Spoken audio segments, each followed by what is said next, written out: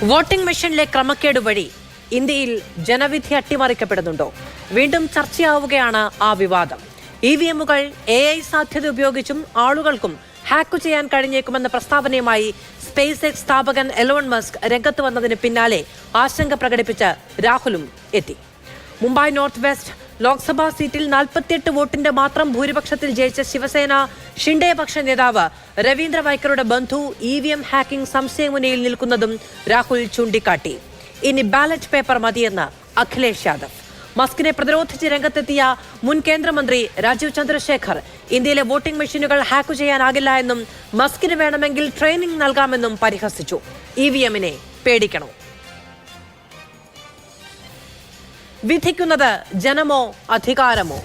മസ്കിന്റെ പ്രസ്താവനയ്ക്ക് പിന്നിലെന്ത്? ബ്ലാക്ക് ബോക്സിലെ രഹസ്യമെന്ത്? ഈ ചോദ്യങ്ങളാണ് സൂപ്പർ പ്രൈം ടൈം എന്ന വിശദമായ ചർച്ചയ്ക്ക് മുന്നോട്ട് വെക്കുന്നത്. നമ്മളോടൊപ്പം അതിഥികൾ ചേരും. ശ്രീ ജോസഫ് സി മാത്യു, രാഷ്ട്രീയ നിരീക്ഷകൻ; ശ്രീ KVS ഹരിദാസ്, BJP-യിൽ നിന്ന്; ശ്രീ രാജു പി നായർ, കോൺഗ്രസിൽ. സ്വാഗതം വിശദമായ ചർച്ചയിലേക്ക്. ശ്രീ രാജു പി നായർ, ഇന്ത്യൻ ജനാധിപത്യം ലോകത്തെ തന്നെ അത്ഭുതപ്പെടുത്തുന്ന തരത്തിൽ ഒരു തിരഞ്ഞെടുപ്പ് പ്രക്രിയ പൂർത്തിയാക്കിയിരിക്കുന്ന സമയത്താണ് എലോൺ മസ്ക്, എന്തൊക്കെ പറഞ്ഞാലും പുറത്തു നിന്നൊരാൾ അല്ലേ, അദ്ദേഹം ഇങ്ങനൊരു പ്രസ്താവന നടത്തുന്നത്. അതിനുശേഷം ശ്രീ രാജീവ് ചന്ദ്രശേഖർ, മുൻ കേന്ദ്രമന്ത്രി, സാങ്കേതിക വിദഗ്ധൻ, തിരുവനന്തപുരത്തെ NDAയുടെ സ്ഥാനാർത്ഥി, അദ്ദേഹം മസ്കിനെതിരെ രംഗത്ത് വരുന്നു, പരിഹസിക്കുന്നു. രാഹുൽ ഗാന്ധി മുൻപ് പറഞ്ഞിട്ടുള്ള ആരോപണം തന്നെ കോൺഗ്രസിന്റെ, പ്രതിപക്ഷ ചേരിയുടെ, ഇന്ത്യ സഖ്യത്തിന്റെ ഒക്കെ ഒരു വലിയ ആരോപണമാണ് EVM ക്രമക്കേട് ഇന്ത്യൻ രാഷ്ട്രീയത്തിൽ അരങ്ങേറുന്നു എന്നുള്ളത്. എലോൺ മസ്കിന്റെ പ്രസ്താവനയുടെ പശ്ചാത്തലത്തിൽ രാഹുൽ ഗാന്ധി അത് ഏറ്റെടുക്കുകയും ചെയ്യുന്നു. സുതാര്യത ഉറപ്പാക്കാതെ വരുമ്പോൾ, സംവിധാനങ്ങൾ പ്രോപ്പറായി ഫംഗ്ഷൻ ചെയ്യാതെ വരുമ്പോൾ ജനാധിപത്യം വലിയ തോതിൽ ക്രമക്കേടിന്, കൃത്രിമത്വത്തിനൊക്കെ ഇരയാകുന്നു എന്ന തരത്തിൽ അദ്ദേഹം പ്രതികരിക്കുകയും ചെയ്യുന്നു. യഥാർത്ഥത്തിൽ നിങ്ങളുടെ ഇത്രയും കാലത്തെ ആരോപണത്തിന് അന്താരാഷ്ട്ര തലത്തിൽ ശ്രദ്ധ കിട്ടുന്നു എന്നുള്ളതാണോ? യഥാർത്ഥത്തിൽ ഇന്ത്യയിൽ ജനാധിപത്യം EVM-ലൂടെ അട്ടിമറിക്കപ്പെടുന്നു എന്ന വിശ്വാസം പ്രതിപക്ഷ ചേരിക്ക്, കോൺഗ്രസിന് ഒക്കെയുണ്ടോ?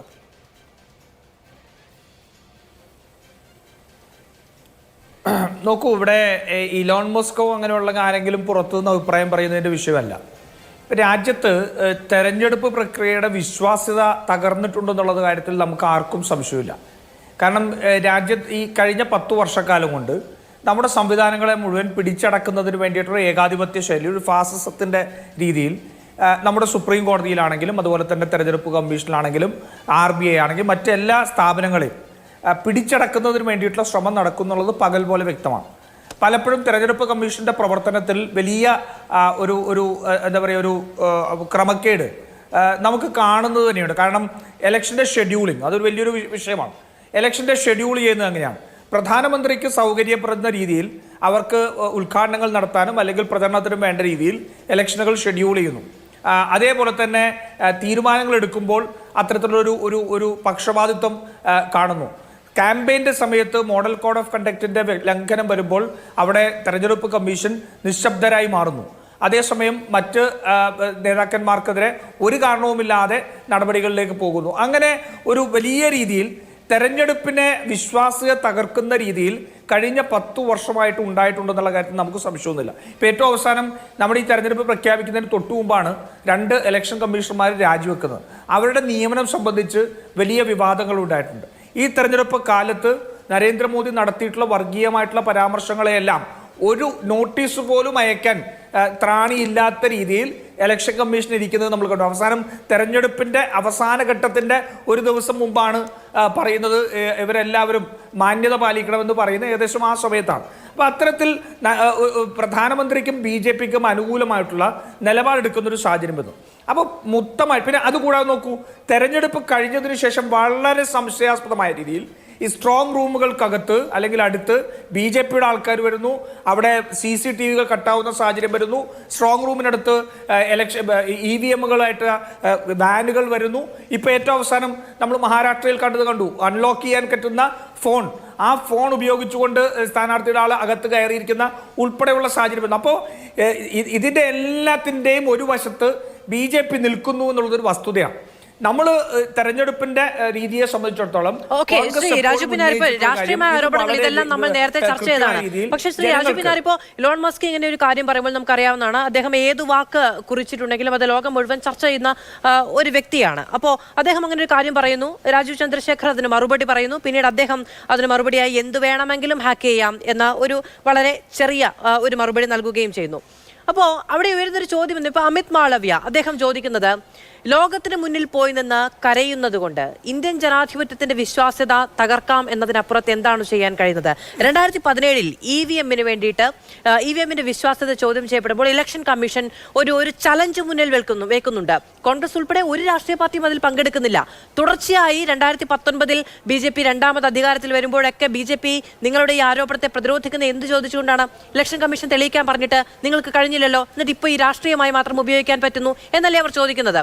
അപ്പോൾ ഇതിനൊരു രാഷ്ട്രീയ കാരണം മാത്രമാണോ, അതോ നിങ്ങൾക്ക് അടിയുറച്ച വിശ്വാസമുണ്ടോ EVM-കൾ ശരിയാകില്ല, ബാലറ്റിലേക്ക് തിരികെ പോകണം എന്ന്?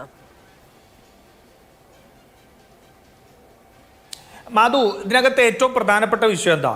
നമ്മുടെ തെരഞ്ഞെടുപ്പ് പ്രക്രിയയിൽ ജനങ്ങൾക്ക് വിശ്വാസം വേണം. അതാണ് ഏറ്റവും പ്രധാനം. ജനാധിപത്യപരമായ ഒരു രാജ്യത്ത് തെരഞ്ഞെടുപ്പ് പ്രക്രിയക്ക് ജനങ്ങൾക്ക് വിശ്വാസം ഉണ്ടാവണം. ആ വിശ്വാസം ഉണ്ടാക്കുന്ന രീതിയിലല്ല തെരഞ്ഞെടുപ്പ് കമ്മീഷൻ ഇപ്പോൾ പ്രവർത്തിക്കുന്നത് എന്നുള്ളതാണ് ഏറ്റവും പ്രധാനപ്പെട്ട വിഷയം. ഇപ്പം ഞാൻ നോക്കട്ടെ, നമ്മുടെ ചരിത്രത്തിലേക്ക് നോക്കിയാൽ തെരഞ്ഞെടുപ്പ് കമ്മീഷനെ ഏറ്റവും വലിയ ശക്തിയുള്ള ഒരു ആയുധമാക്കി അല്ലെങ്കിൽ ഒരു സ്ഥാപനമാക്കി മാറ്റിയത് TN ശേഷനാണ്. അദ്ദേഹത്തിൻ്റെ കാലയളവ് 90 മുതൽ 96 വരെയാണ്. നരസിംഹറാവു പ്രധാനമന്ത്രിയായിരിക്കുന്ന 91 മുതൽ 96 വരെയുള്ള കാലഘട്ടത്തിൽ TN ശേഷൻ മുഖ്യ തെരഞ്ഞെടുപ്പ് കമ്മീഷണറായിരുന്നു. അദ്ദേഹം നടത്തിയിട്ടുള്ള മുഴുവൻ റിഫോംസിനും കോൺഗ്രസ് പിന്തുണ കൊടുക്കുകയല്ലേ ചെയ്തത്? ഞാൻ ചോദിക്കട്ടെ, അതിനു മുമ്പുണ്ടായിരുന്ന തെരഞ്ഞെടുപ്പ് സംവിധാനമാണോ 91 TN ശേഷന്റെ സമയം മുതൽ ഇങ്ങോട്ടുണ്ടായത്?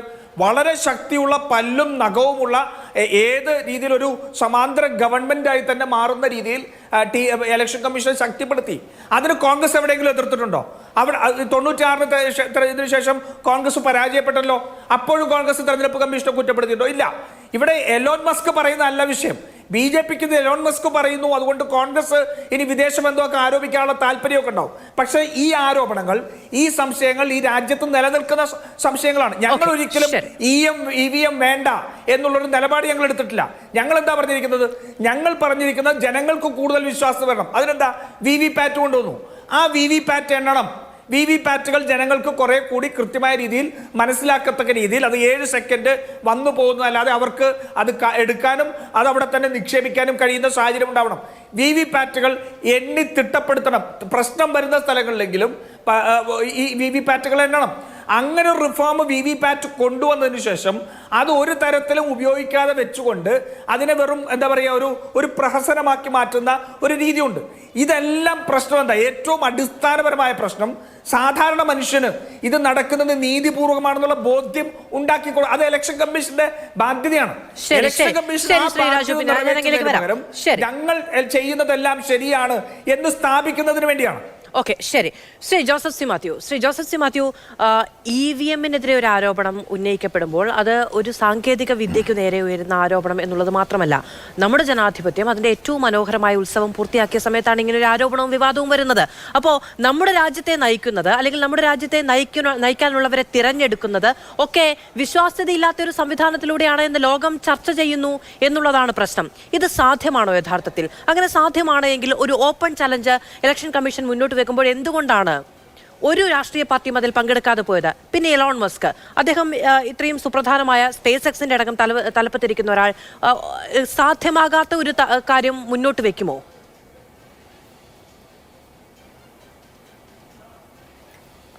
മാധു പറഞ്ഞ പോലെ ഇലക്ഷൻ കമ്മീഷൻ അങ്ങനെ ഒരു ഓപ്പൺ ചലഞ്ച് ഒന്നും മുന്നോട്ട് വെച്ചിട്ടില്ല. ഇലക്ഷൻ കമ്മീഷൻ നേരത്തെ ഒരു സിസ്റ്റം കൈവശപ്പെടുത്തി അതിന്മേൽ പഠനം നടത്തി ഇത് വൾണറബിൾ ആണെന്ന് റിപ്പോർട്ട് കൊടുത്തവർക്കെതിരെ മോഷണത്തിന് കേസെടുക്കുകയാണ് ചെയ്തത്. അതിലേക്ക് ഞാൻ വരാം. അതിന് മുൻപ് നമ്മളിത് കുറച്ച് സാങ്കേതിക വിഷയവും കൂടിയാണ്. നമ്മൾ ഈ ഏറ്റവും അടുത്ത് സുപ്രീം കോടതി പലതവണ സുപ്രീം കോടതിയും ഇലക്ഷൻ കമ്മീഷൻ്റെ മുന്നിൽ പരാതിയുമായി പോവുകയും അവർ പരിഗണിക്കുകയും ചെയ്തൊരു വിഷയമാണ്.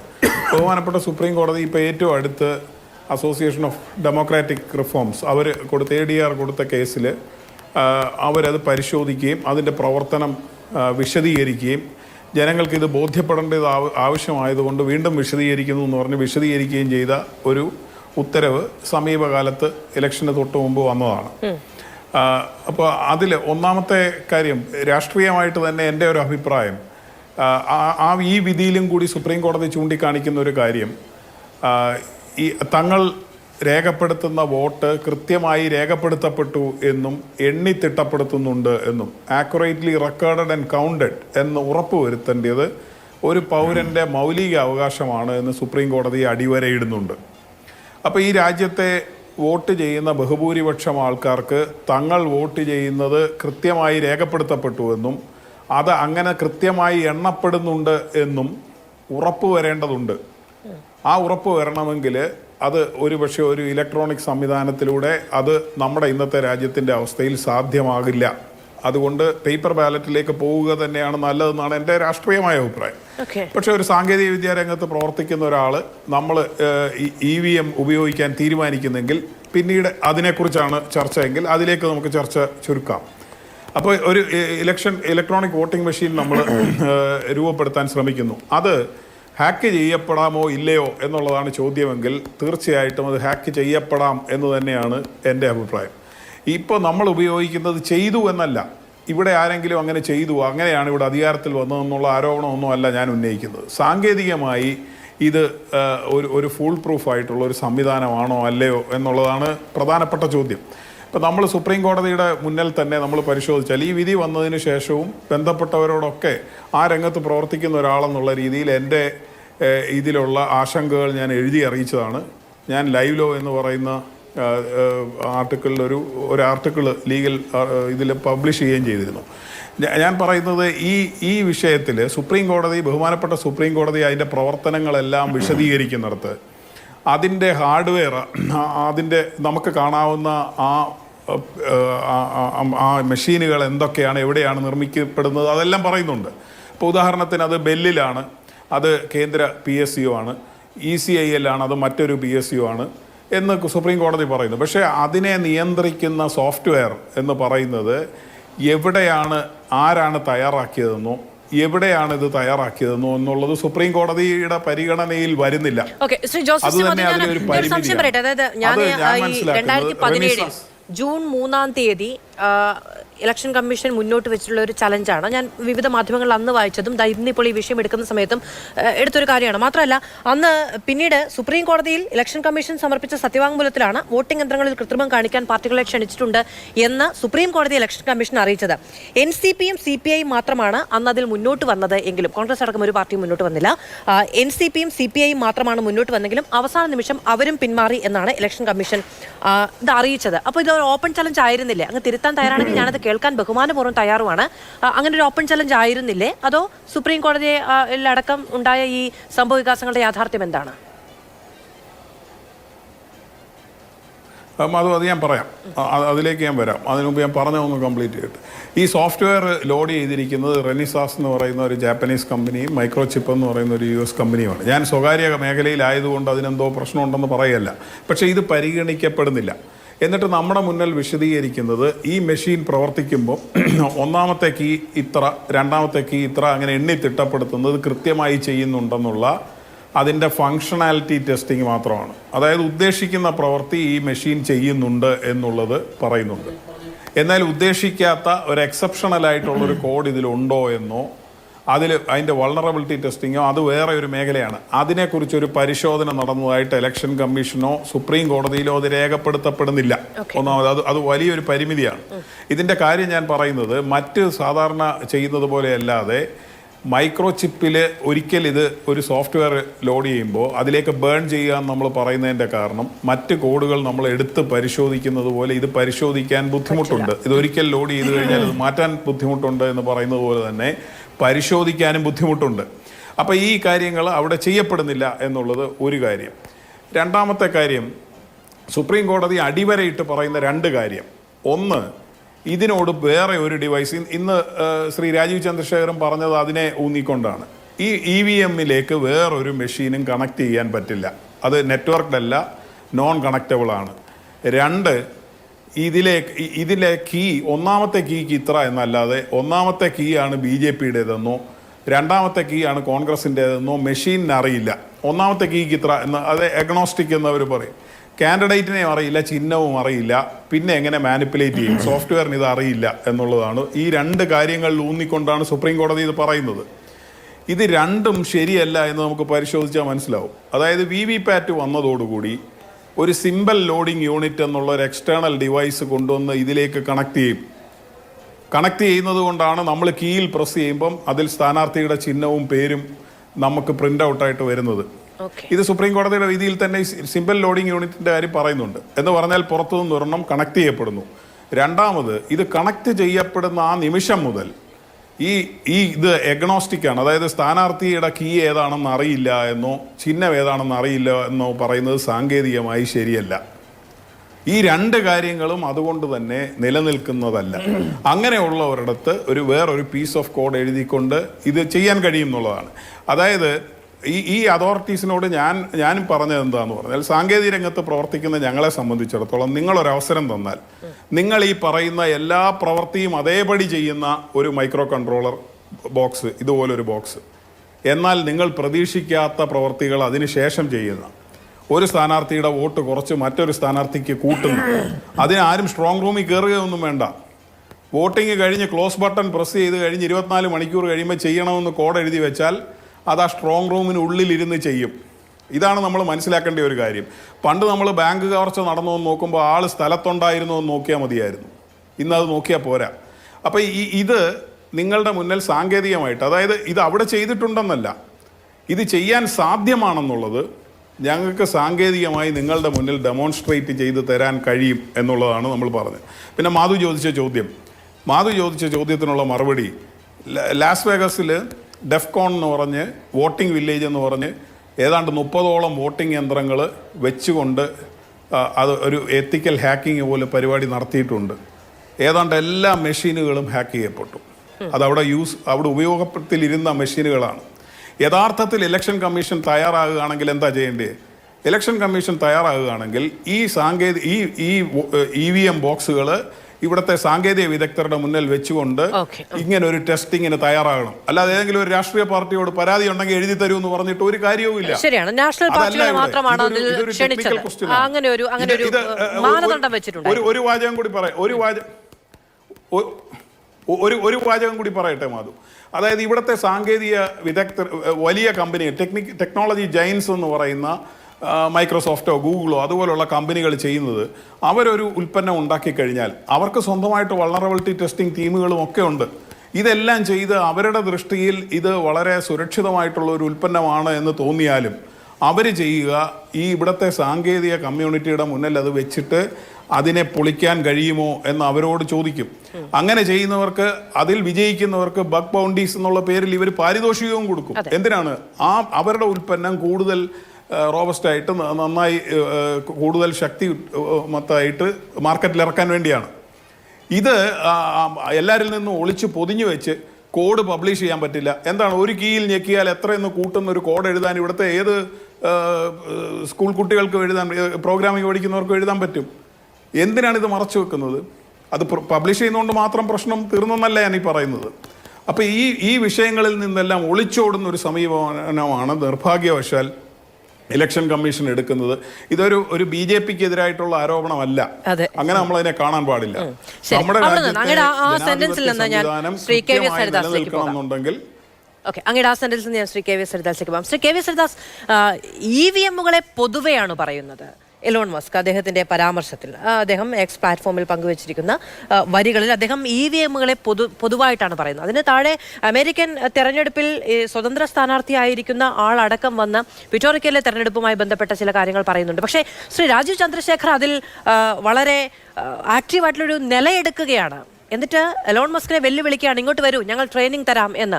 അപ്പോൾ ഇതൊരു വലിയ പ്രതിരോധത്തിൻ്റെ, ആദ്യം തന്നെ എടുത്തു ചാടി വെക്കുന്ന ഒരു പ്രതിരോധത്തിൻ്റെ സൂചനയായിട്ടാണോ കാണാൻ? എന്തുകൊണ്ടാണ് അത് BJPയെ അല്ലെങ്കിൽ ഇന്ത്യൻ തെരഞ്ഞെടുപ്പ് സംവിധാനത്തെ ഒക്കെ ചൂണ്ടുന്നതാണ് എന്നൊരു തോന്നലുണ്ടാകുന്നത്? അല്ല മാധു, ഈ വോട്ടിംഗ് യന്ത്രത്തെക്കുറിച്ചുള്ള തർക്കം, വിവാദം കഴിഞ്ഞ കുറേ നാളുകളായിട്ട് നമ്മുടെ നാട്ടിൽ നടക്കുന്നുണ്ട്. സാധാരണ നമ്മൾ പറയാറുണ്ട് സുപ്രീം കോടതിയിൽ ഒരു കേസിൽ തീർപ്പ് കൽപ്പിക്കപ്പെട്ടാൽ, ഒരു വിഷയം സംബന്ധിച്ച കേസിൽ തീർപ്പ് കൽപ്പിക്കപ്പെട്ടാൽ അത് വീണ്ടും റീഓപ്പൺ ചെയ്യാറില്ല. പക്ഷേ ഈ വോട്ടിംഗ് യന്ത്രത്തെക്കുറിച്ച് എത്രയോ ഹർജികൾ പിന്നീട് സുപ്രീം കോടതിയുടെ മുമ്പിലെത്തി. ഓരോ തവണയും അത് വിശദമായിട്ട് കേൾക്കാൻ നമ്മുടെ നീതിപീഠം തയ്യാറായിട്ടുണ്ട്. ഏറ്റവും ഒടുവിൽ ഈ കഴിഞ്ഞ ജൂൺ 24 മറ്റാണ് അവസാനത്തെ ഉത്തരവ് വരുന്നത്. നേരത്തെ ഇദ്ദേഹം സൂചിപ്പിച്ചു, ജോസഫ് സി മാത്യു സൂചിപ്പിച്ചു. അതിൻ്റെ അന്ന് ഞാൻ ഓർക്കുന്നത് അന്ന് ഇന്ത്യൻ എക്സ്പ്രസിൻ്റെ തലക്കെട്ടുണ്ട്. ആ തലക്കെട്ട് തന്നെയാണ് അതിലുള്ള ഏറ്റവും പ്രധാനപ്പെട്ട മറുപടി. SC പങ്ക്ച്വേർഡ് ഓപ്പോസിഷൻ എന്നായിരുന്നു ഇന്ത്യൻ എക്സ്പ്രസിൻ്റെ അന്നത്തെ തലക്കെട്ട്. അത്രമാത്രം പ്രതിപക്ഷം ഈ തെരഞ്ഞെടുപ്പിന് തൊട്ട് മുമ്പ് സർക്കാരിനെ പ്രതിരോധത്തിലാക്കാൻ വേണ്ടിയുള്ള ശ്രമം സുപ്രീം കോടതിയിൽ നടത്തുകയായിരുന്നു എന്നത് ആ സുപ്രീം കോടതി വിധി വായിച്ചാൽ ഏറെക്കുറെ വ്യക്തമാണ്. കാര്യങ്ങൾ ഓരോന്നായിട്ട് എണ്ണി പറയുന്നുണ്ട്. അതിൽ സാധാരണ നിലയ്ക്ക് ഈ വോട്ടിംഗ് യന്ത്രവുമായി ബന്ധപ്പെട്ട കേസുകളിലൊന്നും സർക്കാരിനൊരു റോളുമില്ല. തെരഞ്ഞെടുപ്പ് കമ്മീഷനാണ് അത് ചെയ്യേണ്ടത്. തെരഞ്ഞെടുപ്പ് കമ്മീഷനാണ് കോടതിയുടെ മുമ്പിൽ ഹാജരായിട്ട് അവരുടെ നിലപാടുകൾ വിശദീകരിക്കുന്നത്.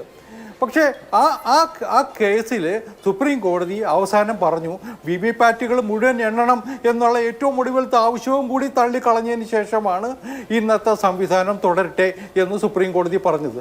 നമ്മൾ നീതിന്യായ പീഠത്തിൻ്റെ ആ ഉത്തരവിനൊപ്പം നിൽക്കാനുള്ള ബാധ്യതയുള്ളവരാണ്. അതിനൊപ്പം സർക്കാർ നിൽക്കുന്നു, BJPയും നിൽക്കുന്നു. രണ്ടാമത്തെ ഒരു കാര്യം കൂടി, ഒരു കാലഘട്ടത്തിലും തെരഞ്ഞെടുപ്പിൽ പരാജയപ്പെട്ട സമയത്ത് ഞങ്ങൾ ഇന്നേ വരെ വോട്ടിംഗ് യന്ത്രത്തെ കുറ്റപ്പെടുത്തിയിട്ടില്ല. തെരഞ്ഞെടുപ്പിന് റിസൾട്ട് വരുന്നതിന് മുമ്പ് വോട്ടിംഗ് യന്ത്രത്തെ ആക്ഷേപിച്ച് പത്രസമ്മേളനം നടത്തിയ നേതാക്കന്മാർ ഇവിടെയുണ്ട്. 2018 രാജസ്ഥാൻ, ഛത്തീസ്ഗഡ്, മധ്യപ്രദേശ് തെരഞ്ഞെടുപ്പിൻ്റെ റിസൾട്ട് വരുന്നതിന് മുമ്പ് കപിൽ സിബൽ ഡൽഹിയിൽ നടത്തിയ പത്രസമ്മേളനം നമുക്ക് മറന്നുകൂടാ. ഡൽഹി തെരഞ്ഞെടുപ്പ് കഴിഞ്ഞ സമയത്ത് കേജ്രിവാളും കൂട്ടരും കോൺഗ്രസ്സുകാരും നടത്തിയ പത്രസമ്മേളനവും ഉണ്ട്. അതും നമ്മൾ മറന്നുകൂടാ. തെരഞ്ഞെടുപ്പിൽ ജയിച്ചു കഴിഞ്ഞപ്പോൾ ഇതിൽ നിന്നൊക്കെ ഒളിച്ചോടി ഈ വോട്ടിംഗ് യന്ത്രം മുഴുവൻ പരമാർത്ഥമാണ്, സത്യസന്ധമാണ് എന്നുള്ളൊരു നിലപാടെടുക്കുന്നതും നമ്മളിവിടെ കണ്ടിട്ടുണ്ട്. അപ്പോൾ തെരഞ്ഞെടുപ്പിൽ തോക്കുന്നത് വരെയുള്ളൂ, തോക്കുന്ന സമയത്ത് മാത്രമേ ഉള്ളൂ EVM കുറ്റം പറയുന്നത്. അതിനകത്തൊരു രാഷ്ട്രീയമുണ്ട്. ഞാനൊരു കാര്യം കൂടി സൂചിപ്പിച്ചിട്ട് ഞാൻ ഇതിൻ്റെ പ്രാധാന്യത്തിലേക്ക് വരാം. ഇതിൽ 2006 വോട്ടിംഗ് യന്ത്രത്തിൽ ഒരു 3 പ്രത്യേകതയുണ്ട്. ഈ ജോസഫ് സി മാത്യു ഒക്കെ അത് ശ്രദ്ധിച്ചിട്ടുണ്ടാവുമെന്ന് ഞാൻ വിചാരിക്കുന്നത്. ഇലക്ഷൻ കമ്മീഷൻ തന്നെ പറയുന്നത് 3 ഘട്ടങ്ങളിലാണ് ഇത് രൂപപ്പെട്ടിട്ടുള്ളത്. ഒന്ന് 2006 മുമ്പ് ആ വോട്ടിംഗ് യന്ത്രങ്ങളെ മുഴുവൻ പറയുന്നത് M1 എന്ന പേരിലാണ്, M1 വോട്ടിംഗ് യന്ത്രങ്ങൾ. രണ്ടാമത്തേത് 2006 മുതൽ 2013 വരെ അത് M2 കാറ്റഗറിയിൽ പെടുന്നതാണ്. മൂന്നാമത്തേത് 2013 മുതൽ ഉള്ള വോട്ടിംഗ് യന്ത്രങ്ങളാണ്. കാരണം 2013 അതിൻ്റെ അപ്ഡേഷൻ നടന്നിട്ടുള്ളത്. ആദ്യം 2006 മുമ്പ് നടന്നു, പിന്നീട് 2013 നടന്നു, പിന്നെ 2006, 2001, 2006, 2013. ഈ 2013 അപ്ഡേഷൻ നടത്തിയ വോട്ടിംഗ് യന്ത്രങ്ങളാണ് ഇന്നും നമ്മൾ ഉപയോഗിക്കുന്നത്. നരേന്ദ്രമോദി സർക്കാർ വന്നതിന് ശേഷം ഒരു അപ്ഡേഷനും വോട്ടിംഗ് യന്ത്രത്തിൽ ആ നിലയിൽ നടത്തിയിട്ടില്ല. 2013 ആരാ ഇന്ത്യ ഭരിച്ചിരുന്നേ? ആരുടെ ചൊൽപ്പടിയിൽ നിന്നിരുന്ന ഇലക്ഷൻ കമ്മീഷനാണ് ഉണ്ടായിരുന്നത്? ഞാനത് വിശദീകരിക്കേണ്ട കാര്യമില്ലല്ലോ. 2014 തെരഞ്ഞെടുപ്പിൽ കോൺഗ്രസ് തോറ്റു കഴിഞ്ഞപ്പോൾ അവർക്ക് ബേജാറായി. അവർ വോട്ടിംഗ് യന്ത്രമാണ് തോപ്പിച്ചത് എന്നും പറഞ്ഞിട്ട് കോടതിയിൽ പോയത് നമ്മൾ കണ്ടു. അപ്പോൾ ഇതിലെ രാഷ്ട്രീയം ഈ രാജ്യം തിരിച്ചറിയണം.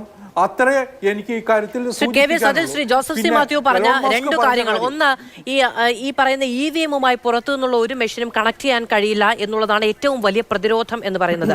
അത് ഒരു സാങ്കേതിക വിദ്യ ഉപയോഗിച്ചും കണക്ട് ചെയ്യാൻ കഴിയില്ല എന്നുള്ളതാണ് സുപ്രീം കോടതിയിലടക്കം ഉന്നയിച്ചിരിക്കുന്ന പ്രധാനപ്പെട്ട കാര്യം. പക്ഷേ ഈ VVPAT സംവിധാനം വന്നതോടുകൂടി അതിൽ സിംബൽ മനസ്സിലാക്കാൻ വേണ്ടിയുള്ള ഒരു സംവിധാനം പുറത്തു നിന്നതിൽ കണക്ട് ചെയ്യപ്പെടുന്നുണ്ട് എന്ന് ശ്രീ ജോസഫ് സി മാത്യു പറഞ്ഞു.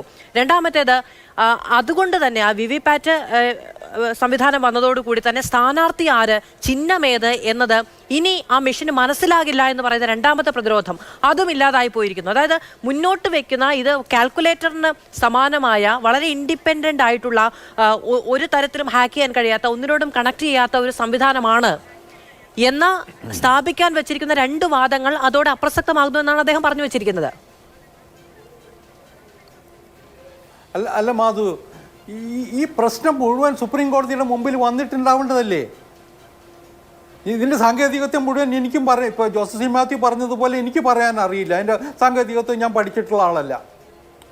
പക്ഷേ ഈ സുപ്രീം കോടതിയുടെ മുമ്പിൽ ഈ വിഷയങ്ങൾ മുഴുവൻ പഠിച്ചിട്ട് മുഴുവൻ വന്നിട്ടുണ്ട്. ഞാനൊരു കാര്യം കൂടി പറയാം. ഇതിനു മുമ്പും 91-ലാണെന്നാണ് എൻ്റെ ഓർമ്മ, ഈ ഇത്തരം കാര്യങ്ങൾ പരിശോധിക്കാൻ വേണ്ടി ഒരു എക്സ്പെർട്ട് കമ്മിറ്റിയെ വെച്ചിരുന്നു. IIT-കാരുണ്ട്, IIM-കാരുണ്ട്, അതുപോലെ തന്നെ സോഫ്റ്റ്വെയർ രംഗത്തെ വിദഗ്ധന്മാരുണ്ട്. ഇവരൊക്കെ പരിശോധിച്ചതിൻ്റെ റിപ്പോർട്ടുണ്ട്. അതും അന്നത്തെ ഗവൺമെൻറ്റും ഇലക്ഷൻ കമ്മീഷനും കോടതിയും ഒക്കെ അംഗീകരിച്ചതാണ്. ഇപ്പം ഏറ്റവും ഒടുവിൽ 2024-ലും ഈ പ്രശ്നങ്ങൾ സുപ്രീം കോടതിയുടെ മുമ്പിൽ വരുന്ന സമയത്ത് എക്സ്പെർട്ട് ഒപ്പീനിയൻ പോലും കോടതി തേടിയിട്ടുണ്ടായിരുന്നു. അപ്പോൾ ആ എക്സ്പെർട്ട് ഒപ്പീനിയൻസ് മുഴുവൻ തെറ്റായിരുന്നു, അബദ്ധജടിലമായിരുന്നു.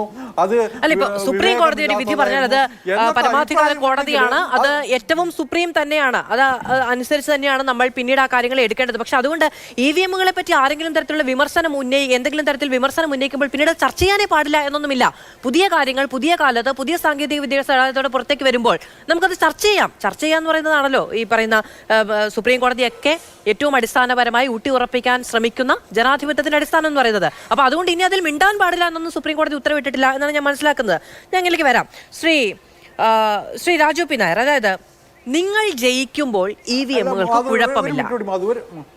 ശ്രീ KVS, ഞാൻ വരാം. നിങ്ങൾ തോൽക്കുമ്പോൾ EVM-ന് പ്രശ്നം. ഇതാണ് രാഷ്ട്രീയമായി 2019 മുതൽ ഇങ്ങോട്ട് BJP പറയുന്ന ഒരു കാര്യം. ഇത്തവണയാണെങ്കിലും ശരി, ഇതാ നോക്കൂ, 273-ൽ ഈ വർഷം അല്ലെങ്കിൽ ഈ തവണ 400-ന് മുകളിൽ എന്ന് പറഞ്ഞുകൊണ്ട് പ്രചണ്ഡമായ പ്രചാരണം നടത്തി അല്ലേ BJP. എക്സിറ്റ് പോളുകൾ പോലും അതിന് അനുസൃതമായ 391 വരെ സീറ്റുകൾ പ്രവചിച്ച എക്സിറ്റ് പോളുകൾ വന്നു. അപ്പോൾ ആ സമയത്ത് ഈ പറയുന്ന 400-ഓളം അടുത്ത് നിൽക്കുന്ന ഒരു സംഖ്യ, ഒരു സീറ്റെണ്ണം BJPക്ക് അനുകൂലമായി വന്നിട്ടുണ്ടെങ്കിലും EVM-കളെ കുറ്റം പറയാം, പക്ഷേ വലിയ ആശ്ചര്യകരമായിരിക്കില്ല. പക്ഷെ ജനവിധി നേരെ തിരിച്ചായിരുന്നു. അത്രത്തോളം പോയിട്ട് 300 പോലും കടന്നില്ല എന്നത് പ്രധാനവുമാണ്. അപ്പൊ 273-ൽ എത്തി നിൽക്കുന്ന അട്ടിമറി എന്നുള്ളതാണ് BJP പരിഹാസത്തോടെ ചോദിക്കുന്നത്.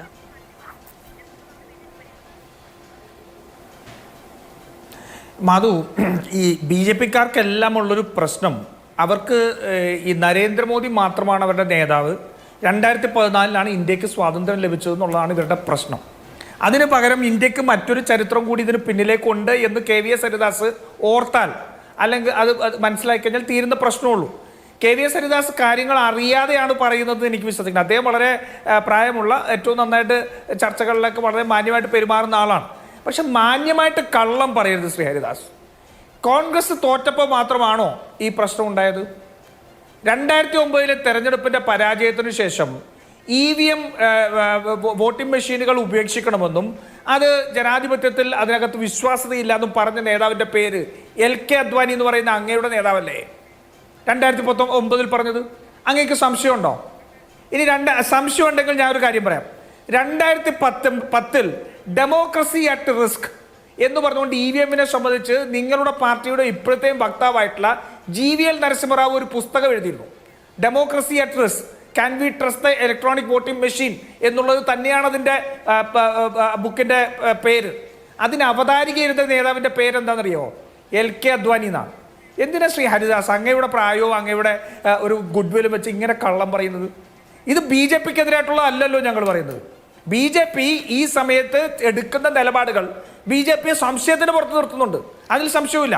പക്ഷെ ഈ പറയുന്ന തെരഞ്ഞെടുപ്പ് കമ്മീഷന്റെ ഉത്തരവാദിത്വം മുഴുവൻ ഞങ്ങൾ BJP-യിലേക്ക് കെട്ടിവെക്കാൻ ശ്രമിക്കുന്നില്ല. മറിച്ച് ഈ രാജ്യത്ത് മുന്നോട്ടുള്ള കാലത്ത്, കാരണം ഇനി തെരഞ്ഞെടുപ്പുകളും നമ്മുടെ മുന്നോട്ടുള്ള പ്രയാണം കിടക്കുകയല്ലേ, അങ്ങനെയുള്ള ഒരു രാജ്യത്ത് ഒരു ഫുൾ പ്രൂഫ് ആയിട്ടുള്ള, അല്ലെങ്കിൽ ജനങ്ങൾക്ക് വിശ്വാസം തോന്നുന്ന ഒരു സംവിധാനം ഉണ്ടാകണം എന്ന് പറയുമ്പോൾ എന്തിനാ നിങ്ങൾ ഈ തലയിൽ പപ്പ് തപ്പി നോക്കുന്നത്? എന്തിനാ തലയിൽ പപ്പുണ്ടോ എന്ന് നോക്കുന്നത്? എന്തിനാ അപ്പം തന്നെ കോൺഗ്രസിനെതിരെ കയറുന്നത്? നിങ്ങളുടെ നേതാക്കന്മാർ അരുൺ ജെയ്റ്റ്ലി ഉൾപ്പെടെ ഇതിനെതിരെ ആരോപണം ഉന്നയിച്ചിട്ടുണ്ട്. EVM-കൾ നിർത്തലാക്കണമെന്ന് ആവശ്യപ്പെട്ടിട്ടുണ്ട് അരുൺ ജെയ്റ്റ്ലി ഉൾപ്പെടെയുള്ള നേതാക്കന്മാർ. അതൊക്കെ നിങ്ങൾ മറന്നുപോവുകയാണോ? പിന്നെ ഞാൻ പറയുന്നത് എന്താ, ഇത് സുപ്രീം കോടതി വിധി. നിങ്ങൾ എല്ലാത്തിനെയും സുപ്രീം കോടതിയുടെ വിധിയുടെ പേരിൽ മറച്ചു വെക്കാൻ ശ്രമിക്കരുത്. സുപ്രീം കോടതി വിധി പറയുന്നത് അങ്ങനെയാ, ഒരു ഭരണഘടനാ സ്ഥാപനമായ ഇലക്ഷൻ കമ്മീഷൻ ഒരു അഫിഡവിറ്റ് കൊടുത്താൽ ആ അഫിഡവിറ്റിന്റെ അപ്പുറത്തേക്ക് കടന്നു പോകാൻ സുപ്രീം കോടതിയുടെ ഒരു ലക്ഷണരേഖ അനുവദിക്കുന്നില്ല. ആ ഭരണഘടനാ സ്ഥാപനം കൊടുക്കുന്ന അഫിഡവിറ്റിനെ വിശ്വസിച്ചുകൊണ്ട് ഉണ്ടാവുന്ന ഒരു വിധിയാണ്. ആ വിധിയെ ഞങ്ങൾ അംഗീകരിക്കുന്നു. അതുകൊണ്ടാണല്ലോ 2024 തെരഞ്ഞെടുപ്പിൽ ഞങ്ങൾ മത്സരിക്കുന്നത്. അല്ലെങ്കിൽ ഇനി വരുന്ന തെരഞ്ഞെടുപ്പിൽ ഞങ്ങൾ മത്സരിക്കുന്നത് അതുകൊണ്ടാണല്ലോ. അല്ലെങ്കിൽ EVM മോശമാണ്, അതുകൊണ്ട് ഞങ്ങൾ ഈ തെരഞ്ഞെടുപ്പിൽ മത്സരിക്കുന്നില്ല എന്ന് പറഞ്ഞ് മാറി നിൽക്കുന്നില്ലല്ലോ. ഞങ്ങൾ ആ തെരഞ്ഞെടുപ്പ് വിധിയെ അംഗീകരിച്ചുകൊണ്ട് തന്നെയാണ് ഈ ജനാധിപത്യ സംവിധാനത്തിൽ മത്സരിക്കുന്നത്. പക്ഷെ ഒരു കാര്യമുണ്ട്, നിങ്ങളെ സംബന്ധിച്ചോളം വലിയ ചിന്തയില്ലാത്ത ഒന്ന്, ഓരോ തെരഞ്ഞെടുപ്പ് മുന്നോട്ട് പോകുമ്പോഴും വോട്ടിംഗ് പെർസെൻറ്റേജ് കുറഞ്ഞു വരികയാണ്. അതിനൊരു പ്രധാനപ്പെട്ട ഘടകം മാധു ഇതുകൂടിയുണ്ട്. ആർക്ക് വോട്ട് ചെയ്താലും ഇതൊന്നും അല്ല ശരിക്കും സംഭവിക്കാൻ പോകുന്നത്. പിന്നെ ഞങ്ങൾ എന്തിനാ പോയി അവിടെ ക്യൂ നിന്ന് ഈ വെയിലും കൊണ്ട് നിൽക്കുന്നൊരു ചിന്ത വോട്ടർമാരുടെ ഇടയിൽ വന്നിട്ടുണ്ടെങ്കിൽ അത് ജനാധിപത്യത്തിലുള്ള വിശ്വാസക്കുറവായിട്ട് മാറും. ആ വിശ്വാസക്കുറവ് പരിഹരിക്കണം. രാജ്യത്തെ ഏറ്റവും സാധാരണക്കാരായ മനുഷ്യർക്ക് വിശ്വാസമുള്ള ഒരു ജനാധിപത്യ സംവിധാനം ഈ രാജ്യത്ത് ഉണ്ടാവണം എന്ന് പറയുമ്പോൾ BJP എന്തിനാ പ്രതിസ്ഥാനത്തേക്ക് വരുന്നത്? അതായത് ഇപ്പോ രാജീവ് ചന്ദ്രശേഖറാണ് ഈ വിഷയത്തിൽ BJP-യെ കേന്ദ്ര സർക്കാരിലേക്ക് പ്രതിരോധിക്കാൻ വന്നിരിക്കുന്നത്. അപ്പൊ ഇന്ന് ഈ വാർത്തകളുടെ താഴെ വന്നിരിക്കുന്ന കമന്റുകളൊക്കെ നോക്കുന്ന സമയത്ത് ചോദിക്കുന്നത്, രാജീവ് ചന്ദ്രശേഖർ തോറ്റത് ഇത്ര ചുരുക്കം വോട്ടുകൾക്കാണ്. അങ്ങനെ അട്ടിമറി സാധ്യമാകുമായിരുന്നെങ്കിൽ അദ്ദേഹം സാങ്കേതിക വിദഗ്ധനാണ്, IT മന്ത്രിയായിരുന്നു. അപ്പോൾ അദ്ദേഹത്തിന് തിരുവനന്തപുരത്തിൻ്റെ അപ്പോൾ അദ്ദേഹം ജയിച്ചിട്ടുണ്ടെങ്കിലും പ്രവചനങ്ങളുടെയൊക്കെ ഒരു അടിസ്ഥാനത്തിൽ ഇവിടുത്തെ ഒരു ഇത്രയും വലിയ ഏതാണ്ട് ഒരു 80,000 വോട്ടിൻ്റെ ഷിഫ്റ്റ് ഉണ്ടായ ഒരു മണ്ഡലത്തിൽ ഇനി അഥവാ അദ്ദേഹം ജയിച്ചിട്ടുണ്ടെങ്കിലും കുഴപ്പമില്ലായിരുന്നല്ലോ, അങ്ങനെ ചെയ്യാമായിരുന്നില്ലേ എന്നുള്ളതാണ്. അപ്പോൾ അനുകൂലമായ ഒരു അട്ടിമറി സാധ്യമാകുന്നില്ല ഇന്ത്യയിൽ നിലവിൽ എന്നുള്ളതാണോ, അതോ ഈ സാങ്കേതികവിദ്യ മാറണം എന്നുള്ളതാണോ നിങ്ങളുടെ ആവശ്യം? മാധു, ഇതിനകത്ത് ഏതെങ്കിലും ഇത്തരത്തിലുള്ള റാൻഡം കമന്റ്സ് എടുത്തുകൊണ്ട് നമുക്കിതിനെ ഒരു ചർച്ച ചെയ്യാൻ പറ്റുന്ന വിഷയമല്ല. ഇത് വളരെ ഗൗരവമായിട്ടൊരു വിഷയമാണ്. ഇപ്പം ശ്രീ ജോസഫ് സി മാത്യു ഇതിനകത്ത് ഒരു വൈദഗ്ധ്യമുള്ള ഒരാളാണ്. ഇനി നമ്മുടെ സാധാരണ വെച്ച് നോക്കിയാൽ ഇന്നത്തെ കാലത്ത് നമ്മുടെ ഒരു ഫോൺ പോലും ഒരു സിം ഉണ്ടെങ്കിൽ, ഇന്റർനെറ്റ് കണക്ടിവിറ്റി ഉണ്ടെങ്കിൽ നമ്മുടെ സ്വകാര്യത മുഴുവൻ പോയി എന്ന് പറയുന്ന ഒരു കാലഘട്ടമാണ്. ഈ രാജ്യത്ത് സാങ്കേതിക വിദ്യ എങ്ങനെയാണ് ദുരുപയോഗം ചെയ്യപ്പെടുന്നത് എന്ന് പറയുന്ന ഒരു കാലഘട്ടമാണ്. പ്രശ്നമുണ്ട്, കാരണം കണക്ടിവിറ്റി ഇല്ല എന്നുള്ളതാണ് ഏറ്റവും വലിയ പ്രതിരോധം. കണക്ടിവിറ്റി ഇല്ല എന്നുള്ളതാണ്. നമ്മുടെ ഒരു സിം ഉണ്ടെങ്കിൽ സ്വകാര്യത ഇല്ല എന്നത് അങ്ങ് പറയുമ്പോൾ, ഇതിൽ പക്ഷെ കണക്ടിവിറ്റി ഇല്ല എന്നുള്ളതാണ് അവരുടെ പ്രതിരോധം. അല്ല, ഇന്റർനെറ്റ് കണക്ടിവിറ്റി മാത്രമല്ലല്ലോ, ബ്ലൂടൂത്ത് ഇല്ല, ഇന്റർനെറ്റ് കണക്ടിവിറ്റി മാത്രമല്ല. ഇവിടെ ശ്രീ ജോസഫ് സി മാത്രമല്ല പറഞ്ഞല്ലോ, ഇതിനകത്ത് എക്സ്റ്റേണൽ ഡിവൈസ്, അല്ലെ ഞാൻ പറയട്ടെ, എക്സ്റ്റേണൽ ഡിവൈസ് കണക്ട് ചെയ്യാൻ പറ്റില്ല എന്ന് സുപ്രീം കോടതി പറഞ്ഞ 2 സംഭവം തെറ്റാണെന്ന് തെളിഞ്ഞില്ലേ? അങ്ങനെയാണെങ്കിൽ VVPAT എങ്ങനെ കണക്ട് ചെയ്യുമെന്നുള്ള പറയേണ്ടി വരും. പറയാൻ കഴിയുന്നില്ല എന്നാണ് അദ്ദേഹം പറഞ്ഞിട്ടുള്ളത്. ഈ വിവാദങ്ങളുടെയൊക്കെ പശ്ചാത്തലത്തിൽ ഇതാണ് ചർച്ച ചെയ്യുക എന്നുള്ള, ഇപ്പൊ എല്ലാവർക്കും എല്ലാ കാര്യങ്ങളും അറിയണമെന്നില്ല, നമുക്ക് വാശി പിടിക്കാൻ കഴിയില്ല. പക്ഷെ ആ വിഷയം എന്നുള്ളത് എന്റെ രീതിയിൽ ഒരു പാർട്ടിയുടെ നിലപാട് പറയുമ്പോൾ അദ്ദേഹം പറയേണ്ടായിരുന്നു. പക്ഷെ അത് തുറന്ന് സമ്മതിക്കണം, നമ്മൾ ബഹുമാനിച്ചു പോകേണ്ടതുണ്ട്. മാധു ഞാനൊന്ന് കംപ്ലീറ്റ് ചെയ്യട്ടെ. ഞങ്ങൾ ഇതിനകത്ത് ശ്രീ ഹരിദാസിൽ നിന്ന് ഇതിന്റെ സോഴ്സ് കോഡോ അല്ലെങ്കിൽ ഇതിന്റെ മറ്റ് കാര്യങ്ങൾ ഉൾപ്പെടെയുള്ള സാങ്കേതിക കാര്യമല്ല ഞങ്ങൾ നോക്കുന്നത്. പക്ഷെ KVS ഹരിദാസ് ഇവിടെ പറയേണ്ടത്, രാജ്യത്ത് ജനങ്ങൾക്ക് വിശ്വാസമുള്ള ഒരു സംവിധാനം ഉണ്ടാവണം. ഇലക്ഷൻ കമ്മീഷൻ 6 ദേശീയ പാർട്ടികളെ വെച്ച് വിളിച്ചിട്ട് ഇത് പരിശോധിച്ചോളൂ എന്ന് പറഞ്ഞാൽ അങ്ങനെയല്ല ഈ പ്രശ്നം പരിഹരിക്കേണ്ടത്. ഇവിടെ കോൺഗ്രസ് പോലും എന്താ കോൺഗ്രസ് നിലപാട്? EVM വേണ്ട എന്നുള്ള നിലപാടല്ല കോൺഗ്രസിന്റെ, മറിച്ച് VVPAT ആ EVM-ൽ വരുന്ന വോട്ടുകൾ കുറെ കൂടി കൃത്യമായിട്ട് ജനാധിപത്യത്തിൽ വോട്ടർമാർക്ക് വിശ്വാസം ഉണ്ടാവുന്ന രീതിയിൽ ആ VVPAT-കളുടെ പരിശോധന നടക്കണം. VVPAT ഒരു ഘട്ടത്തിലും പരിശോധിക്കാൻ കഴിയില്ല എന്ന് പറയുന്ന നിലപാടെടുക്കുന്നത് ഇലക്ഷൻ കമ്മീഷൻ എടുക്കുന്നത് ആർക്ക് വേണ്ടിയാണ്, എന്തിനു വേണ്ടിയാണ്? വോട്ടർമാർക്ക് വിശ്വാസം ഉണ്ടാകുന്ന രീതിയിൽ ഒരു പ്രോസസ് നടത്തുകയാണെങ്കിൽ VVPAT എണ്ണുന്നതിന് എന്തുകൊണ്ട്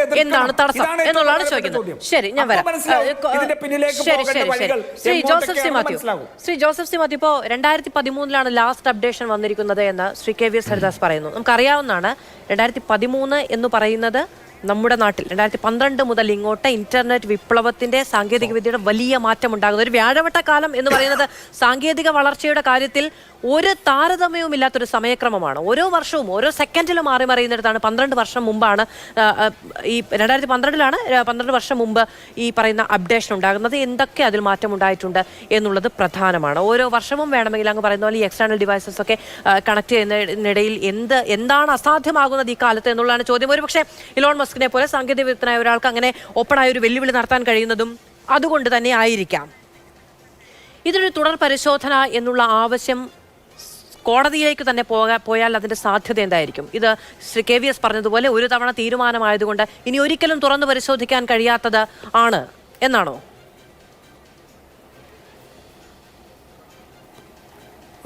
അത് ഒരു തവണയല്ല, അദ്ദേഹം ചൂണ്ടിക്കാണിച്ചതുപോലെ നിരവധി തവണ സുപ്രീം കോടതി തീരുമാനമാക്കിയ കാര്യമാണ്. ഇപ്രാവശ്യവും 2 ജഡ്ജിമാരിൽ ഒരു ജഡ്ജി ഇങ്ങനെ ആവർത്തിച്ചു വരുന്ന പരാതികൾ സ്വീകരിക്കാൻ പാടില്ല എന്നുള്ളൊരു അഭിപ്രായം രേഖപ്പെടുത്തിയിട്ടുണ്ട്. പക്ഷേ മറ്റേ ജഡ്ജി അതിൻ്റെ ലീഡിംഗ് ജഡ്ജ്മെൻറ്റിൽ ഇത് മൗലിക അവകാശമായതുകൊണ്ട് ജനങ്ങൾക്ക് ബോധ്യപ്പെടേണ്ട എന്നുള്ളത് കൊണ്ട് ഇതിൻ്റെ പ്രവർത്തനം മുഴുവൻ വിശദീകരിക്കുന്നു എന്ന് പറഞ്ഞ് ഈ കാര്യങ്ങൾ മുഴുവൻ വിശദീകരിച്ചിട്ടുണ്ട്. അതിൽ ഞാൻ നേരത്തെ പറഞ്ഞതുപോലെ നമ്മൾ എന്താണോ പ്രതീക്ഷിക്കുന്നത് അത് കൃത്യമായി നടക്കുന്നുണ്ട് എന്നുള്ളത് അതിൽ വിശദീകരിച്ചിട്ടുണ്ട്. നമ്മൾ പ്രതീക്ഷിക്കാത്തത് വല്ലതും അതിൽ നടക്കുന്നുണ്ടോ എന്ന് പരിശോധിക്കാൻ കോടതിക്ക് സംവിധാനമില്ല, ഇലക്ഷൻ കമ്മീഷനും സംവിധാനമുണ്ടെന്ന് ഞാൻ കരുതുന്നില്ല. പ്രത്യേകിച്ച് ഞാൻ നേരത്തെ പറഞ്ഞ പോലെ ഇതൊരു മൈക്രോ കൺട്രോളറിൽ ചിപ്പിലേക്ക് വൺ ടൈം ബേൺ ചെയ്യുന്ന ഒരു പ്രോഗ്രാം ആയതുകൊണ്ട് അത് പിന്നീട് എടുത്ത് പരിശോധിക്കുന്നതിന് ഒരുപാട് പരിമിതികൾ സാങ്കേതിക വിദഗ്ധർക്കുമുണ്ട്. അവിടെ ഇലക്ഷൻ കമ്മീഷൻ ഇത് പറയുകയാണ്. അപ്പോൾ നമ്മുടെ മൗലിക അവകാശം എന്ന് പറയുന്നത് ഇങ്ങനെ ഒരു വിശ്വാസത്തിൻ്റെ പുറത്ത് മുന്നോട്ട് കൊണ്ടുപോകേണ്ട ഒരു കാര്യമല്ല. പ്രത്യേകിച്ച് ഇന്ത്യ പോലെ ഒരു രാജ്യം അടുത്ത 5 വർഷം ആര് ഭരിക്കണം എന്നൊക്കെയുള്ള സുപ്രധാനമായ ചോദ്യത്തിൻ്റെ കാര്യത്തിൽ ഇപ്പോൾ തന്നെ നമ്മൾ പേപ്പർ ബാലറ്റ് ആണെങ്കിൽ എന്താണ് പറയുന്ന കാര്യം? പേപ്പർ ബാലറ്റ് പറയുന്നത് 2 കാര്യങ്ങളാണ് കോടതി പറയുന്നത്. ഒന്ന്, സമയമെടുക്കും. ഇന്ത്യ ആര് ഭരിക്കണം എന്നുള്ള സുപ്രധാനമായ ചോദ്യം 24 മണിക്കൂറൂടെ താമസിക്കുന്നതാണോ പ്രധാനം എന്ന് എനിക്ക് മനസ്സിലാകുന്നില്ല. രണ്ടാമത്തേത് ബൂത്ത് ക്യാപ്ചർ പോലുള്ള കാര്യം നടക്കും. നമ്മളിപ്പോൾ ഇത് കൺട്രി ക്യാപ്ചറും നടക്കും ഇതിലൂടെ. വേണമെന്ന് വിചാരിച്ചാൽ സാങ്കേതിക വിദ്യ ഉപയോഗിച്ച് ഒരു രാജ്യം പിടിച്ചെടുക്കാൻ കഴിയും. ഇപ്പം നമ്മൾ പറഞ്ഞ 3 വേർഷൻ വന്നതാണ്, അതിനുശേഷം മെഷീൻ വന്നിട്ടില്ലെന്നല്ല. ഓരോ മെഷീനിലും ഇൻഡിപെൻഡൻ്റ് ആയിട്ട് സോഫ്റ്റ്വെയർ ബേൺ ചെയ്യുകയാണ്. അപ്പോൾ 2013 ശേഷം നിരവധി സിസ്റ്റം വന്നിട്ടുണ്ട്. അത് M3 വേർഷനിലുള്ളതാണ് എന്ന് മാത്രമേ ഉള്ളൂ. അപ്പോൾ അതിൻ്റെ അകത്ത് ഇപ്പം നമ്മൾ നേരത്തെ പറഞ്ഞതുപോലെ നമുക്ക് നുഴഞ്ഞു കയറി നമുക്ക് വേണ്ട രീതിയിൽ മാനിപ്പുലേറ്റ് ചെയ്യാവുന്ന ഒരു മാറ്റമുണ്ട്. അതല്ലെങ്കിൽ ആദ്യം തന്നെ എഴുതിയിടുന്നൊരു കോഡുണ്ട്, അതിൻ്റെ അകത്ത് നിങ്ങൾക്ക് ഇത്ര ശതമാനം മാനിപ്പുലേറ്റ് ചെയ്യാം എന്നുള്ളൊരിതുണ്ട്. അതിപ്പം നമ്മൾ ആ ശതമാനത്തിന് അപ്പുറത്താണ് നമ്മളുടെ ഡെഫിസിറ്റെങ്കിൽ അത് മറികടന്ന് വന്നോളണം എന്നില്ല. ഞാനിതെല്ലാം അതിന്റെ സാധ്യതകൾ പറയുന്നതേ ഉള്ളൂ. അങ്ങനെ ഇന്ന് ശ്രീ രാജീവ് ചന്ദ്രശേഖരൻ പറയുന്നത് ഈ ഒറ്റത്തവണ ബേൺ ചെയ്യുന്ന ഒരു പ്രോഗ്രാമാണ്, അതിൽ പിന്നീട് അപ്ഡേഷൻ വരുത്താൻ സാധിക്കില്ല. അതായത് പിന്നീട് ഈ പ്രോഗ്രാം അതിലേക്ക് സന്നിവേശിപ്പിച്ചിട്ടുണ്ടെങ്കിൽ പിന്നീട് അതിലൊരു മാറ്റം വരുത്താനോ അതിനെ മാനിപ്പുലേറ്റ് ചെയ്യാനോ അതിനെ ഹാക്ക് ചെയ്യാനോ കഴിയില്ല എന്നുള്ളതാണ് അദ്ദേഹം ഒരു പ്രതിരോധമായി മുന്നോട്ട് വെക്കുന്നത്. പക്ഷേ ഇത് അങ്ങനെ തയ്യാറാക്കുന്ന സമയത്ത് തന്നെ അങ്ങ് പറഞ്ഞതുപോലെയുള്ള എന്തെങ്കിലും തരത്തിലുള്ള അഡീഷണൽ കോഡിംഗ് ഉണ്ടായിട്ടുണ്ടെങ്കിൽ ഇത് പരിശോധിക്കാൻ കഴിയില്ലേ? ഇത്രയും വളരെ സുതാര്യമായ ജനാധിപത്യം ഉറപ്പുവരുത്തുന്ന ഒരു സംവിധാനത്തിന്റെ കോഡിംഗ് എന്താണ് എന്നത് പരിശോധിക്കാൻ കഴിയില്ലേ? അതാണ് ഞാൻ പറയുന്നത്. നമ്മളിപ്പോൾ ഇലക്ഷന് വോട്ടിങ്ങിന് തൊട്ട് മുമ്പ് എല്ലാ സ്ഥാനാർത്ഥികളുടെയും പ്രതിനിധികളെ നിർത്തി എല്ലാം ബ്ലാങ്ക് ആണെന്ന് കണ്ട് പേപ്പർ ബാലറ്റ് നമ്മൾ ചെയ്യുന്ന ഒരു പ്രക്രിയ തന്നെയാണ് ഇപ്പോൾ EVM-ൻ്റെ എവിടെയും നമ്മൾ ചെയ്യുന്നത്. എല്ലാം 0 ആണെന്നൊക്കെ ഉറപ്പുവരുത്തി ഇത് ചെയ്യുകയാണ്. പക്ഷേ ഇതിന് ശേഷവും നമ്മൾ ക്ലോസ് ബട്ടൺ വെക്കുന്നതുകൊണ്ട് ക്ലോസ് ആയിക്കൊള്ളണമെന്നൊന്നും നിർബന്ധമില്ല എന്നുള്ള രീതിയിൽ ഇതിനെ മുഴുവൻ നിയന്ത്രിക്കുന്നത് ഒരു സോഫ്റ്റ്വെയറാണ്. ഈ സോഫ്റ്റ്വെയർ ലോഡ് ചെയ്യുന്ന സമയത്ത് ശ്രീ രാജീവ് ചന്ദ്രശേഖരൻ പറഞ്ഞ പോലെ തന്നെ അതിനുശേഷം മാറ്റം വരുത്താൻ പറ്റില്ല എന്നുള്ളൂ. ആ സമയത്ത് രാഷ്ട്രീയ പാർട്ടിയുടെ പ്രതിനിധികളായിട്ടുള്ള സാങ്കേതിക വിദഗ്ധരുടെ സാന്നിധ്യത്തിലാണോ ഇത് ചെയ്തത്? ഇത് എവിടെയാ ചെയ്തതെന്ന് പോലും പറയുന്നില്ലല്ലോ. ബഹുമാനപ്പെട്ട സുപ്രീം കോടതിയുടെ ഉത്തരവിൽ പോലും പറയുന്നില്ല. ഇതിന്റെ പെട്ടി ഉണ്ടാക്കിയത് ഈ പബ്ലിക് സെക്ടർ യൂണിറ്റ്സ് ആണെന്നാണ് പറയുന്നത്. ഇതിൽ സോഫ്റ്റ്വെയർ ലോഡ് ചെയ്തവരുടെ പേര് പോലും ഇതിൽ പറയുന്നില്ല. എന്തുകൊണ്ട് പറയുന്നില്ല? ഇലക്ഷൻ കമ്മീഷൻ അതോടെ വേണ്ട രീതിയിൽ പ്രസന്റ് ചെയ്യപ്പെടുന്നില്ല.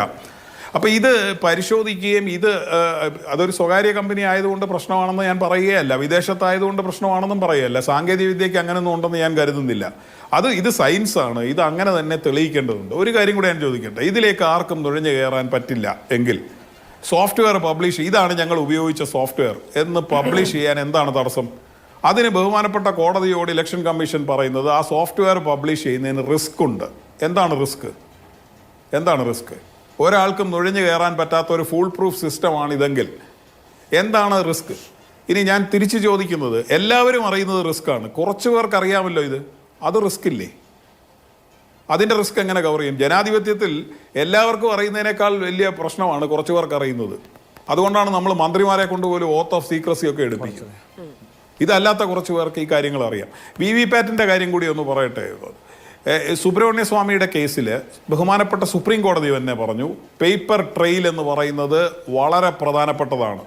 അതായത് നിങ്ങളുടെ മൗലിക അവകാശം ഉറപ്പാക്കുന്നതിൽ EVM-ൽ വോട്ട് ചെയ്യുമ്പോൾ തന്നെ പേപ്പർ ട്രെയിലും കൂടി ഉണ്ടായിരിക്കേണ്ടത് വളരെ പ്രധാനപ്പെട്ടതാണെന്ന് സുപ്രീം കോടതി പറയുന്നു. അപ്പോൾ പേപ്പർ ട്രെയിൽ ഉണ്ടായിട്ട് എന്ത് കാര്യം? അത് എണ്ണി തിട്ടപ്പെടുത്തണ്ടേ? അപ്പോൾ ഈ VVPAT കൂടി എണ്ണാൻ ഒരു ഇലക്ട്രോണിക് കൗണ്ടിങ് മെഷീൻ എന്ന് പറയുന്നത്, നമ്മൾ നോട്ടെണ്ണൽ യന്ത്രം എന്നൊക്കെ പറയുന്നത് പോലെ ഇത് മുഴുവൻ പ്രിൻ്റ് ഔട്ടുകളാണ്. ഇത് എണ്ണാനായിട്ട് ഒരു സമയവും വേണ്ട. ഇത് വളരെ പെട്ടെന്ന് 10 മിനിറ്റിൽ എണ്ണി നിങ്ങളുടെ കയ്യിൽ റിസൾട്ട് തരും. ഇത് ചെയ്യാനായിട്ട് സുപ്രീം കോടതി തള്ളിക്കളഞ്ഞില്ല. ശ്രീ ഹരിദാസ് പറഞ്ഞ പോലെ സുപ്രീം കോടതി അത് ഇലക്ഷൻ കമ്മീഷന് വിട്ടു. കാരണം അതുപോലത്തെ ഒരു ഓട്ടോണമസ് ബോഡിയാണ്. ഇലക്ഷൻ കമ്മീഷൻ എന്തിനാണ് ഇതിൽ ഇത്ര അമാന്തം? ഈ പേപ്പർ ട്രെയിൽ എന്ന് പറയുന്നത് നമ്മുടെ മൗലിക അവകാശം സംരക്ഷിക്കാൻ വളരെ പ്രധാനപ്പെട്ടതാണെന്ന് പറഞ്ഞാൽ പിന്നെ അതെണ്ണാൻ എന്താണ് പ്രശ്നം? വളരെ ഈസി ആയിട്ട് സാങ്കേതിക വിദ്യ ഉപയോഗിച്ച് തന്നെ ചെയ്യാവുന്ന, ഒരു സമയനഷ്ടവും ഇല്ലാത്ത ആ കാര്യം വന്നാൽ EVM-ലെ കൗണ്ടും ഇതും എക്സാക്ട്ലി മാച്ച് ചെയ്യുകയാണെങ്കിൽ ഇത് ചെയ്യും.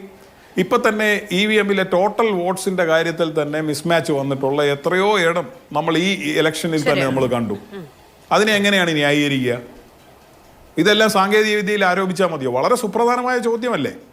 ഇവിടെ ജനങ്ങൾ, നമ്മൾ 680 വോട്ടിന് ജയിക്കുന്നിടത്ത് നോട്ടയ്ക്ക് 10,000 വോട്ട് കിട്ടുന്ന സ്ഥലമാണ് എന്ന് പറഞ്ഞാൽ ആ ജനപ്രതിനിധിയെ സത്യത്തിൽ അയക്കാൻ പോലും പാടില്ലാത്തതാണ്. അതാണ് ജനവിധി. അങ്ങനെയുള്ളിടത്താണ് ഈ സാങ്കേതിക വിദ്യ ഉപയോഗിച്ചുകൊണ്ട് ഇത്തരം മാനിപ്പുലേഷനുകളെല്ലാം നടത്തിക്കൊണ്ടിരിക്കുന്നത്. അപ്പം ഞാൻ പറയാൻ വന്നത് ഇത്രയേ ഉള്ളൂ. ഈ ബഹുമാനപ്പെട്ട കോടതിയുടെ വിധിയിൽ പറയുന്ന പല കാര്യങ്ങളും സാങ്കേതിക വിദ്യ പ്രകാരം പരിശോധിക്കുമ്പോൾ അപര്യാപ്തമാണ്. ചില കാര്യങ്ങൾ പരിഗണിക്കപ്പെടാതെ പോയിട്ടുണ്ട്. അപ്പോൾ അങ്ങനെ നമ്മൾ പറയുന്നത് ഇത്രയേ ഉള്ളൂ. ഇതേപോലെ തന്നെ ഒരു മൈക്രോ കൺട്രോളർ ചിപ്പിൽ ഈ മുഴുവൻ ഫങ്ഷണാലിറ്റിയും ചെയ്യുന്ന ഒരു കോഡ് എഴുതി ഈ പറഞ്ഞ മുഴുവൻ പ്രവർത്തനങ്ങളും നടത്തി നമ്മൾ കാണിച്ചു തരാം. കൂട്ടത്തിൽ പക്ഷേ അഡീഷണൽ കോഡ് ഉണ്ടാവും. ഇത് കഴിയുമ്പോൾ അത് തിരുത്തുന്നതും കാണിച്ചു തരാം. ഇത് സാങ്കേതിക വിദ്യാ രംഗത്ത് പ്രവർത്തിക്കുന്നവർക്ക് ഇവിടുത്തെ അധികാരികളുടെ മുന്നിൽ ഡെമോൺസ്ട്രേറ്റ് ചെയ്ത് തരാൻ പറ്റും. അപ്പോൾ അങ്ങനെ സാധ്യമാണെന്നുണ്ടെങ്കിൽ ഇപ്പോൾ നമ്മൾ ഉപയോഗിക്കുന്നതിൽ അത് നടന്നിട്ടില്ല എന്ന് ഉറപ്പുവരുത്തണം. ഇനി ഇത് ഫുൾ പ്രൂഫ് ആണെന്ന് ഇലക്ഷൻ കമ്മീഷൻ ഉറപ്പുണ്ടെങ്കിൽ ഇവിടുത്തെ സാങ്കേതിക വിദഗ്ധരുടെ മുന്നിൽ ഈ ബോക്സ് വെച്ചിട്ട് നിങ്ങൾക്ക് കഴിയുമെങ്കിൽ പൊട്ടിക്കൂ എന്ന് പറഞ്ഞ് US-ലൊക്കെ നടത്തിയ പോലെ ഒരു ഡെവ്കോൺ വോട്ടിംഗ് വില്ലേജ് എന്നൊക്കെ പറയുന്നത് പോലെ ഇത് നടത്തിയാൽ ലോകത്തിൻ്റെ മുന്നിൽ നമുക്കിത് തെളിയിക്കാൻ പറ്റും. അല്ലെങ്കിൽ 10 വർഷത്തിന് ശേഷം നമ്മൾ ഇവിടെ തെരഞ്ഞെടുപ്പ് നടത്തിക്കൊണ്ടിരുന്ന മെഷീനുകളെല്ലാം പ്രശ്നക്കാരനായിരുന്നു എന്ന് കണ്ടെത്തിയാൽ നമ്മൾ തിരിച്ചു പോയി ഉണ്ടാക്കിയ നിയമനിർമ്മാണം എല്ലാം തിരുത്തുമോ? ഇവിടുത്തെ എക്സിക്യൂഷൻ നടത്തിയതെല്ലാം തിരുത്തുമോ? അതുപോലെ അത്ര സുപ്രധാനമായിട്ടുള്ള കാര്യങ്ങളിൽ നമ്മൾ ഇത് പരിശോധിച്ച് തന്നെ മുന്നോട്ട് പോകണം. ഇങ്ങനെ വിശ്വാസത്തിന് വിട്ടുകൊണ്ട് നിങ്ങൾ ഇലക്ഷൻ കമ്മീഷനെ വിശ്വസിക്കണം. മറിച്ച് തെളിയിക്കാവുന്ന ഒന്നും ഞങ്ങളുടെ മുന്നിൽ ഇതുവരെ വന്നിട്ടില്ല. അതുകൊണ്ട് നിങ്ങളുടെ മൗലിക അവകാശം സംരക്ഷിക്കപ്പെടുന്നുവെന്ന് വിശ്വസിച്ചോളണം എന്ന് പറഞ്ഞാൽ അത് ബഹുമാനപ്പെട്ട കോടതി പറഞ്ഞാലും അത് ശരിയല്ല. അത് പുനഃപരിശോധിക്കണം എന്നാണ് ഞാൻ പറയുന്നു. ശരി, Shri KV Sreedas, Shri Joseph C Mathew പറയുന്നത് അങ്ങനെ ഒരു തെറ്റും ഉണ്ടാകില്ല, മറ്റാർക്കും നുഴഞ്ഞു കയറാൻ കഴിയില്ല എന്ന ഉറപ്പ് രാജ്യത്തിലെ പരമാധികാര കോടതിക്ക് മുന്നിൽ, പരമോന്നത കോടതിക്ക് മുന്നിൽ, ജനങ്ങൾക്ക് മുന്നിൽ, വോട്ടേഴ്സിന് മുന്നിൽ, പൗരന്മാർക്ക് മുന്നിൽ ഒക്കെ വെച്ചിട്ട് എന്തുകൊണ്ടാണ് ഈ സോഫ്റ്റ്വെയർ പബ്ലിഷ് ചെയ്യാൻ കഴിയാത്തത് എന്നുള്ളതാണ് അദ്ദേഹം ഉന്നയിക്കുന്ന ഒരു ചോദ്യം. അങ്ങനെ നുഴഞ്ഞു കയറാൻ കഴിയാത്തൊരു സോഫ്റ്റ്വെയർ ആണെങ്കിൽ അത് പബ്ലിഷ് ചെയ്യൂ. എന്നിട്ട് അതിലെന്താണ് ഈ പറയുന്ന ന്യൂനത, എന്താണ് അതിലെ ലൂപ്പ് ഹോൾ എന്ന് ഓപ്പൺ ചലഞ്ച് ചെയ്യൂ എന്നുള്ളതാണ് അദ്ദേഹം ചോദിക്കുന്നത്. ജനാധിപത്യത്തിൽ എല്ലാവരും അറിയുന്നതിനേക്കാൾ വലിയ റിസ്ക് വളരെ കുറച്ചു പേർ മാത്രം അറിയുന്നതാണ് എന്നുള്ളത് എല്ലാവരാലും അംഗീകരിക്കപ്പെടുന്ന ഒരു കാര്യമാണ്. അപ്പോൾ ഇതൊന്നും ചെയ്യാൻ കഴിയില്ല. ഇലക്ഷൻ കമ്മീഷൻ എന്ന് പറയുന്നത് ഒരു ഭരണഘടനാ സ്ഥാപനമാണ്, അതിനെ കണ്ണടച്ച് വിശ്വസിക്കേണ്ടതുണ്ട് എന്നൊക്കെ പറഞ്ഞാൽ എല്ലാവരും അതിന് വഴിപ്പെട്ട് നിൽക്കുമോ? അല്ലെങ്കിൽ അങ്ങനെ വഴിപ്പെട്ട് നിൽക്കാൻ പാടുള്ളതാണോ?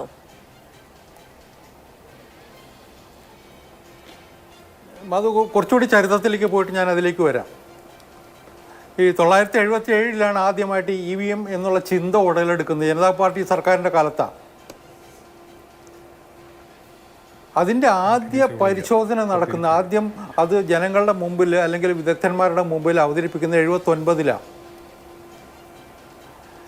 980-ലാണ് രാഷ്ട്രീയ പാർട്ടിയുടെ മുമ്പിൽ ഈ സാധനം കൊണ്ടുവരുന്നത്. അപ്പോൾ ഏതാണ്ട് 980 മുതൽ ഇപ്പോൾ 44 വർഷമായിട്ട് നമ്മളത് ഉപയോഗിക്കുന്നുണ്ട്. അല്ലെങ്കിൽ ആദ്യമായിട്ട് അത് ഉപയോഗിച്ചത് 82-ലാണ്, ഇന്ദിരാഗാന്ധിയുടെ സർക്കാരുള്ള സമയത്താണ് കേന്ദ്രത്തിൽ. അന്ന് വടക്കൻ പറവൂർ ജോസഫ് സി മാത്യുവിനൊക്കെ ഓർമ്മയുണ്ടാവും. ഈ വടക്കൻ പറവൂർ അസംബ്ലി മണ്ഡലത്തിലൊരു ഉപതെരഞ്ഞെടുപ്പ് വന്നു. AC ജോസും തെരഞ്ഞെടുപ്പിൽ AC ജോസും ശിവൻപിള്ളയും തമ്മിലുള്ള തെരഞ്ഞെടുപ്പിലാണ് പകുതി ബൂത്തുകളിൽ ഈ വോട്ടിംഗ് യന്ത്രം ആദ്യമായിട്ട് പ്രയോഗിക്കുന്നത്. അന്ന് ആ തെരഞ്ഞെടുപ്പ് കഴിഞ്ഞപ്പോൾ കേസ് പോയി. കേസിന് ഉപോത്ബലകമായ കാര്യം ഈ വോട്ടിംഗ് യന്ത്രം ഉപയോഗിക്കാൻ തീരുമാനിച്ചു, കോൺസ്റ്റിറ്റ്യൂഷണൽ അമെൻമെൻറ്റ് വരുത്തി. പക്ഷേ ജനപ്രാതിനിധ്യ നിയമത്തിൽ അതിന് വേണ്ടുന്ന ഭേദഗതി വരുത്തിയില്ല എന്ന് കാരണം പറഞ്ഞിട്ട് തെരഞ്ഞെടുപ്പ് അസാധുവാക്കുക ചെയ്തത്. എന്നിട്ട് ആ പകുതി മണ്ഡലങ്ങളിൽ വീണ്ടും ഉപതെരഞ്ഞെടുപ്പ് നടന്നതൊക്കെ ചരിത്രത്തിൻ്റെ ഭാഗം. ഞാൻ അതിലേക്ക് കിടക്കല്ല. ഞാനിത് പറയാൻ കാരണം 82-ൽ ഇന്ദിരാഗാന്ധി ഗവൺമെൻറ്റിൻ്റെ കാലം മുതൽ ഈ സാധനം രാജ്യത്ത് നിലവിലുണ്ട്. ഒരുപാട് പരിശോധനകൾ നടന്നിട്ടുണ്ട്, ഒരുപാട് പരിഷ്കരണങ്ങൾ നടന്നിട്ടുണ്ട്. ഇന്നേ വരെ ഇത് അബദ്ധജടിലമായിരുന്നു, ഇത് അപകടകരമായിരുന്നു എന്ന് ഇതുവരെ പ്രൂവ് ചെയ്യാൻ പറ്റിയിട്ടില്ല. നമ്മുടെ മുമ്പിലുള്ള ചിത്രം അതാണ്. ഇപ്പോൾ ഞങ്ങൾ പ്രതിപക്ഷത്തിരുന്ന സമയത്തും ഞങ്ങൾ ഭരണപക്ഷത്തിരുന്ന സമയത്തും ഒക്കെ തന്നെ ഇത് ഉപയോഗപ്പെടുത്തിയിട്ടുണ്ട്, തെരഞ്ഞെടുപ്പുകൾ നടത്തിയിട്ടുണ്ട്. ഞങ്ങൾ ആരെയും അതിനെ തള്ളി പറയാനോ അല്ലെങ്കിൽ അപകടത്തിലാക്കാനോ ഒന്നും ശ്രമിച്ചിട്ടില്ല. അങ്ങ് തുടക്കം മുതൽ പറയുന്ന ഒരു കാര്യമാണ്. മാത്രമല്ല, ഇപ്പോൾ ഇന്ത്യൻ ജനാധിപത്യത്തെ സംശയത്തിന്റെ നിഴലിൽ നിർത്തുന്ന, അതിന് സുതാര്യതയില്ല എന്ന് ലോകത്തിന് മുന്നിൽ വിളിച്ചു പറയുന്ന, അല്ലെങ്കിൽ അതിന്മേൽ ചർച്ചകൾ നടത്തുന്ന സമയത്ത് ഒരു പൂർണ്ണമായ ഒരൊറ്റ നിമിഷം അത് പൂർത്തിയാക്കട്ടെ എന്ന് അങ്ങേക്ക് ചോദിക്കാൻ സമയം തരാം എന്ന് പറയുന്ന ഒരു സമയത്ത് BJPക്കും അങ്ങനെ ഉണ്ട് എങ്കിൽ അത് പരിശോധിക്കണമെന്നൊരു ആവശ്യമല്ലേ സ്വാഭാവികമായി വേണ്ടത്? അതല്ലേ ധാർമ്മികത?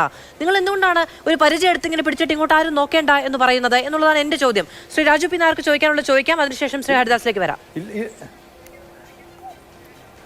ഇല്ല മാധു, ഞാൻ പറഞ്ഞു